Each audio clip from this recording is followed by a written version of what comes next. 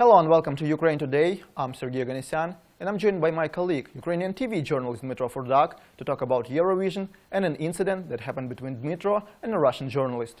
Hi Dmytro, thank you for coming. Hello, my pleasure. So Dmytro, you were present at the Eurovision for a few days, you worked there, so could you tell me a little bit about your impressions and about the atmosphere that was in the Ukrainian camp? Well, first of all, of course, Eurovision is just a fabulous event with journalists and fans and people from really all over the world, especially this year when it was broadcast for the first time in the US, China, and of course Australia was participating. So in general, of course, Eurovision is really a few days or 2 weeks when a person who is there can feel all cultures mixed together in one small place. It's your first time, right, at Eurovision? Well, to be honest, it's my actually third time, because when Eurovision was held in Kiev, I was already working at 1+1, but I worked in Eurovision as a volunteer. I was just volunteering at the press center, so I already felt at that time this kind of atmosphere when, like I said, journalists from all over the world came there. Then I went to Malmö, to Sweden, another Swedish city, to cover the Eurovision of 2013, when Zlata Ognjević participated, and so this was my... So you're a veteran, basically, some kind of... Okay, let it be like this. And what was your reaction and the reaction of Ukrainian camp when the news arrived that Ukraine won the Eurovision Song Contest? We were speechless. We were speechless because when it all came to... Well, first of all, let me tell you, when Jamala was singing, and she was singing 21st, so really pretty close to the final, we actually, before as the tension was building up, we were discussing what should we do when she was going to sing, where should we stand, because the press center there in Stockholm was just huge. They arranged a press center in a sports palace. Can you imagine? So it was huge, really huge. Ice hockey events are held there, and it was press center at the Eurovision, and we were choosing the place where to stand so that other journalists from other countries were able to see us and to see how we support Jamala. And so we decided to make sort of like a line of us holding flags and singing the song together. And we were really singing the song in absolute quietness. Everyone was listening to us. We were just singing and I think praying. What were you singing? The song, 1944. Yeah, all of us, for some reason, we knew the lyrics. So we sang not only the refrain in Crimean Tatar, but also all the lyrics we were singing in English. Yes, and as you know, it's not a dancing song. So really, in the quiet parts of the song, it was absolute quietness in the press center. Everyone was listening to us, and it was already, something that made us feel really, really proud. Yeah, and then it was all down to voting, and especially after the jury vote was already known, and we were pretty sure that Australia was going to win because so many countries supported her, and we already were, believing that we will not win, that Australia will win. And then, as you all know, when it came down to like 4 countries, a major shock, right? Yes. When it went down to 4 countries, Australia, Poland, Russia, and Ukraine, which still had not received their voting, and then of course we were excited, but we still had some mathematics going on through our heads, and we understood when the votes for Australia were released, we kind of almost begin to feel the victory in our hands. But there was still Russia. Yes, Russia and Poland, but because we knew that Australia was going to win, and when Australia got the 4th highest point from the voting, from the televoting, we already began to feel that victory was coming to us. We tried to sense it. Then I remember myself, I just kneeled and I prayed for a few minutes because it was so close. Of course, when the Polish vote came, the Ukrainian vote came, and we knew that Russia would need more than 400 points to win. And when Mons Tsermelov announced that Russia was getting 300, the moment when he said 300, every one of us realized we are the winners. And after this, it was absolute total craziness in our Ukrainian corner. People were banging their heads against the chairs, against floors, dancing, hugging. It was absolute craziness. You just need to see the video of it, the pictures of it. Yeah, I can only imagine, but it seems that Russian journalists didn't take it so well, and still there was this small or maybe not so small incident between you and the Russian correspondent. So what happened really? Yeah, well, after we sent Jamala's song, so before the victory,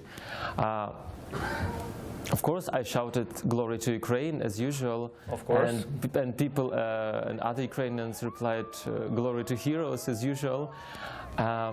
And then all of a sudden, this journalist comes up to us, because we didn't even. The Russian camp was well, there are few Russian camps actually, but the biggest Russian camp of Russian journalists was rather far from us, and.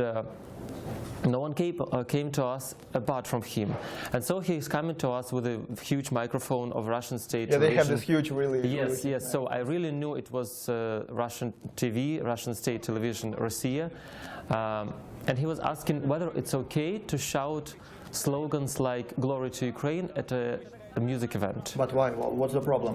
Well, and we need to ask him what's the problem.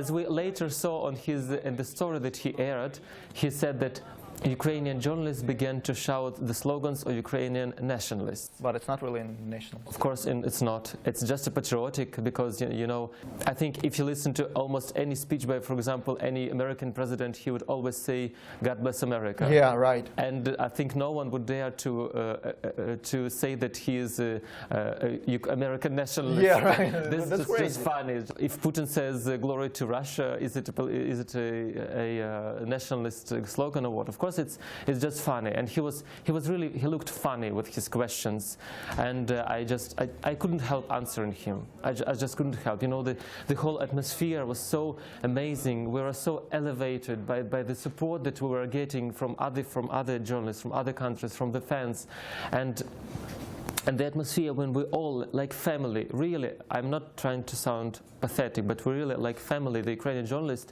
which we didn't know. We didn't know each other. Like most of the people, I didn't know. I knew my cameraman, who was not singing. He was shooting because he was working. He had a job to do. Yes, he had a job to do. I knew none of the people from other Ukrainian media outlets, and we were like family singing the song. And when this Russian journalist comes up to us with his stupid questions, of course, I just couldn't help answering him. And what did you say in an answer to him? I told him that we are shouting not political slogans, we are just shouting patriotic slogans, because we are patriots of our country, as simple as it is. And you wrapped his microphone in the Ukrainian flag, I don't know right? what happened. It was just an instinct, I guess.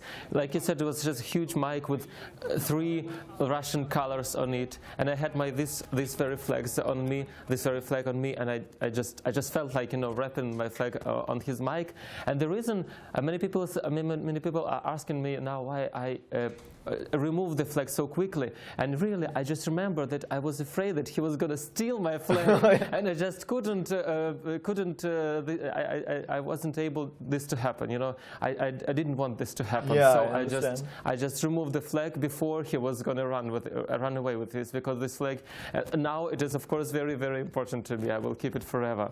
I told him that this is not a political but patriotic slogan, and later I asked him to confess in their crimes, because I think that what they are doing, of course, the Russian journalists, they are not killing Ukrainian people, Ukrainian soldiers, but they are an integral part of information war, and in this way they are just just like killers as Russian But he soldiers. didn't really want to confess, right? Maybe that night when he finally came to his hotel room and when he was falling asleep, maybe he thought again about what I told him, if he understood, because I was talking Ukrainian to him, and maybe he at least try to realize something, because I really was talking to him not like to a Russian journalist, but first of all to a human, because still he is human.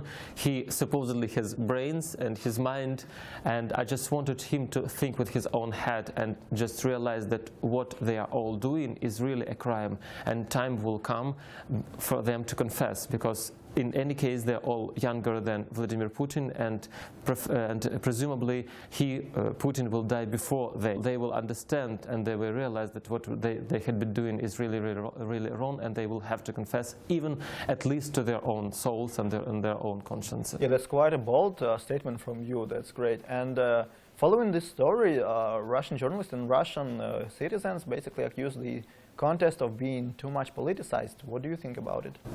Well, I think even before the war in Ukraine happened, Eurovision Song Contest has always been criticized of being too political, and which is logical because countries participate in this, not individual artists, but countries participate in this contest, and of course people from other countries are voting for other countries, so it's inevitable for this contest to be political in any way. So you agree, basically? To some point, yes, because it's just inevitable, you know, it's just inevitable.